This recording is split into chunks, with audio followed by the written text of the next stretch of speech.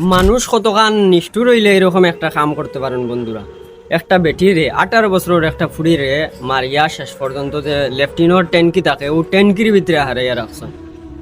আপনারা চিন্তা করি পাক্কা যে মানুষ কতখান নিষ্ঠুর হইলে এইরকম একটা কাম করতে পারবা।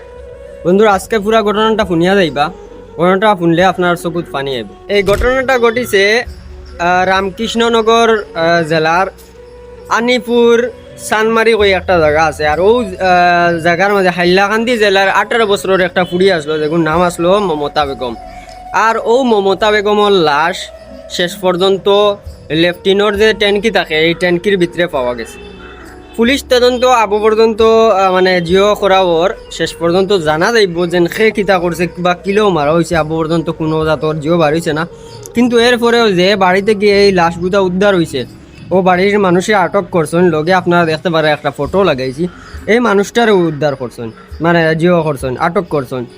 তদন্ত করিয়া পুলিশে যখন জানবো তখন আপনারা মানে বিস্তারিত জানাইমু। আর এখন আমি ওখানে কইতেছে ইয়ার গাঁৱৰ মানুষ ওখানে কইতরা যে যেও তাহক না কেন এই দোষী এই বেটিরে যেও মারছে না কেন এগুলো কঠোর শাস্তি দেওয়ার দরকার। কারণ আপনার চিন্তা করতে পারে না, মারছে তো মারছে, উল্টা লেফটিনোর গাতো আড়াই তুইছে লুকাইয়া। আজীব ব্যাপার বন্ধুরা। ফসাগোলা অবস্থার মাঝে এই বেটিটার উদ্ধার করছেন লেফটিনোর গাত থেকে। কারণ যারা যারা মানে সন্দেহজনক যত মানুষ আসলেন অত মানুষের অ্যারেস্ট করা হয়েছে, তদন্ত করা হইব। আর তদন্ত করার পরে কিতা ফল হয় আপনার সম্মুখে তুলিয়া ধরুন।